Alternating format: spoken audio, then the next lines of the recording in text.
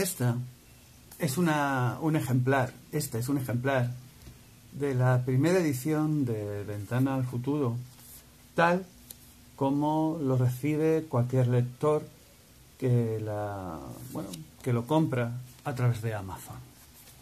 Es exactamente un ejemplar de la primera edición. Tiene un secreto la edición en papel, la primera edición, y es que el principio está aquí, en las letras amarillas, y del principio se pasa al inicio del libro. Desde el cierre de la última librería y de la última biblioteca pública de la ciudad, los libros eran tratados con modo empaño y eran complicado poder conseguir nuevos ejemplares que leer. Rasgué el diario sin contemplaciones y me encontré una portada azul y de tacto áspera, con unas letras blancas, mal coloreadas, que presentaban su título como El libro que no debía haber sido escrito. Y entonces vamos aquí, el libro que no debía haber sido escrito, y empieza. Por otro lado, la portada no es azul, ¿no? Pero si nos fijamos, es una cadena que se rompe. Y esto también es otro pequeño secreto del libro. Por si no lo sabes, soy José Manuel Goig Campoy y soy el autor de este libro. Es que ahora me he dado cuenta de que quizás debía presentarme. Y como autor del libro voy a leer un capítulo. Porque, bueno, pues sirve bien para promocionarlo, ¿no? Que el propio autor lea un capítulo y queda para la historia. Queda como un hecho histórico. Así que digo, pues vamos a hacerlo. Un capítulo... Había pensado, bueno, por ejemplo, este mismo. El capítulo que se intitula, como decían antiguamente, en este capítulo tratamos y explicamos que la violencia es la base de los estados. Está en la página... No tiene número. Y el capítulo se llama así. Está más o menos por aquí, tirando hacia el final del libro. Quizás para la próxima versión haga la letra un poco más grande. Pues eso. En este capítulo tratamos y explicamos que la violencia es la base de los estados. Los estados tienen toda su base en la violencia institucional. En un capítulo anterior ya vimos que los estados son franquicias. Vamos a ir un poco atrás y ver de dónde vienen las cosas. Recordemos que cayó el Imperio Romano, entraron los godos, los visigodos, los vándalos y toda esa panda de germánicos en la península ibérica. Luego entró la otra panda de sudeños, de mauritanos, árabes, toda esta otra panda. Y entre todos nos conformaron lo que somos ahora. Pues los grandes latifundios de los patricios y señores ricos de los romanos acabaron convirtiéndose en lo que luego serían los señorías de la época feudal. De estos que dominaban a través de la fuerza a los antiguos esclavos, que ahora se llaman siervos, poco a poco hubieron señores feudales que, a través de las guerras y traiciones, obtuvieron preponderancia respecto a los otros señores feudales y se convirtieron en lo que se llamaban reyes. A partir de ahí se creó una pirámide con condes, marqueses, duques, lo que sea. Estos niveles, todos, digamos que prometían fidelidad al nivel superior, hasta llegar a lo que era el rey. Lo que fue la Edad Media, estos reinos lucharon con otros reinos y acabaron convirtiéndose en reinos bastante grandes. Cuentan los historiadores oficiales que la Edad Moderna empieza en la península ibérica cuando los reyes católicos, católicos estos, que vinieron de las coronas más importantes de la península, al menos formalizaron una futura unión en la península, creado en un territorio bastante grande. Y eso acabó reuniendo la mayor parte de lo que era la antigua Hispania romana, que pasó a llamarse España. Y en Europa los mil reinos empezaron a unirse violentamente y todas estas cosas. Así pues, que los señores feudales tenían fidelidad a los otros señores feudales más grandes y los estados que llaman modernos realmente eran unos feudos gigantes. Feudos en los que la población fue aumentando, en los que se comenzó a pasar. La tecnología comenzó a desviar a los siervos de lo que eran pueblecitos feudales a lo que eran ciudades, que fueron pueblos que se fueron agrandando hasta llamarse ciudades. Como entenderás, el autor nunca es un actor que lea el libro así de forma artística. Soy sencillamente el autor y lo leo como me sale. Seguimos. Entonces, en estas ciudades comenzó a ser más complicado dominar a la gente, puesto que había muchos en muy poco espacio, y era complicado. Complicado, repetimos. Entonces estas ciudades se convirtieron en los centros de poder. El poder pasó del campo a la ciudad, o al menos aparentemente. Digamos, página. Y en la era industrial, muchos de los señores feudales pasaron a llamarse empresarios del nuevo sistema capitalista, así que nos encontramos territorios muy grandes y centros de poder cambiados de mano y nuevas tecnologías. Así pues, para dominar a la plebe ya no era tan necesario estar machaconamente asesinando a la gente de la forma antigua. Pero la violencia tenía que ejercerse de la misma forma, bueno, de formas más sutiles, de nuevas formas de ejercer la violencia para contener a toda la población en aumento. Así que, con el tiempo, se necesitó dar educación entre comillas. Se necesitó que la población, la plebe, supiera leer y escribir, claro, para poder manejar las nuevas tecnologías en las fábricas, las oficinas de la burocracia y todas estas cosas. La plebe tiene que saber escribir para leer mi libro. Hay que seguir enseñando a la plebe a leer, no solo mi libro, sino los que vengan después. He venido solo a hablar de mi libro. Claro, al dar el derecho de leer y escribir a los que eran los antiguos siervos, estos malvadamente comenzaron a leer libros, esos libros que hasta entonces solo estaban en manos de los señores, y empezaron a darse cuenta de que había gato encerrado. Entonces, allá por finales del siglo XVIII, aquí no lo he puesto según el calendario oficial occidental, principios del XIX empezó a fraguarse una idea de control mental bastante sencilla, que fueron las nacionalidades. Se convenció a la gente de que ya no tenían que luchar por su señor feudal, porque muchos ya ni sabían quién era su señor feudal directamente, pero sí lo que era el territorio feudal llamado Estado, que se convirtió en la nación de los siervos, los llamados ciudadanos de la ciudad. Claro, en el campo, pues, el feudalismo continuaba de otra forma, ¿no? Pero había que convencer a tanta gente que ahora eran literatos, que ahora tenían incluso un pequeño poder adquisitivo, de que murieran por su señor feudal, el rey o el presidente de la república. Da igual. Se sustituye uno por otro, pero sigue la misma pirámide estatista. Y para que murieran por ellos, la nación del nacionalismo separaba los territorios en los mismos territorios feudales, pero se daba el convencimiento a la gente de que las personas que habían nacido fuera, los extranjeros que habían nacido en otro territorio, eran malvados y había que luchar. Nos iban a robar el territorio y había que luchar por el territorio, que era lo que era la nación. Eso más o menos al principio del siglo XIX. Así pues fuimos evolucionando la idea de nación.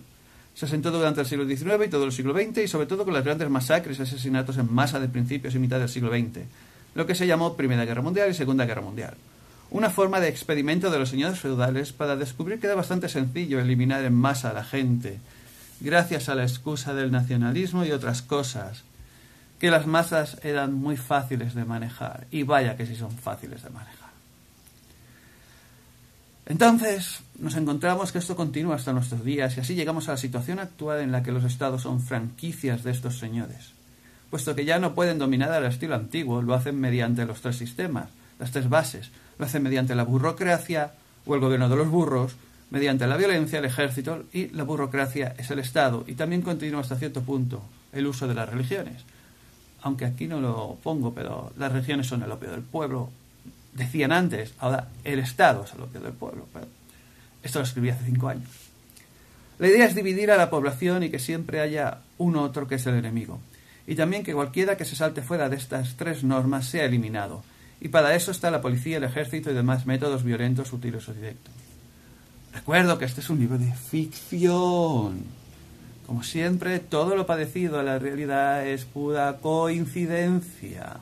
Yo me lavo las manos de lo que cada cual pueda pensar que significa lo que está escrito en este libro. No voy a hacer muchos spoilers, el capítulo continúa. Por ejemplo, un método violento es, puesto que el sistema económico es el sistema más claro de esclavitud actual, quien no está dentro de ese sistema económico y no obtiene suficiente dinero falso, que ellos llaman de curso legal, no puede pagar una casa. Como no puede pagar una casa, el sistema burocrático de burro, apoyado por el sistema policial, echa de esa vivienda al ciudadano y lo deja fuera. Es decir, el engranaje está tan bien diseñado que todos los tres pilares funcionan en conjunción y se apoyan los unos a los otros. O se apoyan unos a otros, tengo aquí escrito. Todo aquel que se decida no ser parte de el sistema, está escrito de él, bueno, del sistema de esclavitud, se le echa fuera del sistema y no hace falta asesinarlo con un tiro directamente, al menos no en las sociedades que se llaman democráticas.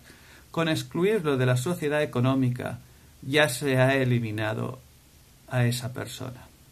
A no ser, claro, de que poco a poco aquellos siervos que fueron un poco letrados y que acabaron entendiendo cómo funciona la tecnología, también pudieran explicar las cosas a los demás, como con este libro, y darse cuenta de la mentira en la que estamos viviendo. Y tras leer libros como este, consiguen que amigos familiares puedan también leerlo, reflexionar, y se lo digan a otro, y se lo digan a otro, y se lo diga a otro, hasta que se consiga llegar a la idea del colapso de este tipo de sociedad.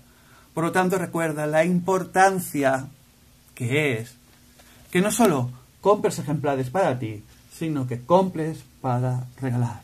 Compra, compra, compra, Ventana al futuro. Y así continúa el capítulo. He dicho que iba a leer un capítulo, pero creo que no voy a llegar hasta el final porque si no me voy a alargar demasiado. La base para defenderse no es complicada, ya la expuso Henry David Thoreau. Y si no sabes quién es, compra el libro, busca cómo se escribe el nombre e interésate quién era este señor. O bueno, aquí pongo una americano, de mitad del siglo XIX, que fue el precursor de la idea de la desobediencia civil. Pero igualmente, búscalo. El poder actualmente necesitan de personas que ejecuten ese poder. Oh, me gusta esto, como destruyo la gramática, pongo el sujeto en singular y coloco el verbo en plural. De personas que ejecuten ese poder. Si uno de estos señores feudales dice gaseemos a todos, pero no hay nadie que detenga a las personas que van a ser gaseadas, que lleve el gas al lugar, otros que empujen violentamente para que entren en las cámaras de gas, no se gasea a nadie. Exacto. También si dentro del funcionariado administrativo no se ejercen las regulaciones injustas contra sus conciudadanos, estas pierden valor, dejan de funcionar. Si, por ejemplo, funcionarios judiciales no ejecutan las órdenes de los bancos para echar a las personas de las casas con la excusa de que no han pagado esa estafa que se llaman hipotecas, estos bancos, que son realmente los que dominan detrás de los gobiernos actualmente, son los verdaderos señores feudales, no tienen ningún poder. Son ejemplos sencillos del día a día. Me falta para acabar el capítulo, he mentido, no he leído un capítulo entero, pero no voy a hacer más spoilers de momento en este vídeo. Es un ejemplo de la ficción que está escrita en este libro. Es posible que en unos años haya quien acabe entendiéndolo y lo utilice como manual, o no. Al fin y al cabo, como escribo por aquí, la información contenida en este libro es realidad ficción, excepto por errores no intencionados. ¡Qué bueno soy! Por supuesto, todo es una coincidencia, que sí. Te ha hablado esta unidad humana etiquetada como José Manuel Gocho. Si te ha parecido este vídeo interesante, compártelo.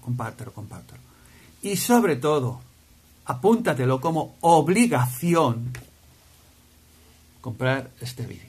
Este vídeo no, el vídeo todavía no. Este libro, que lo vas a encontrar en las tiendas de Amazon,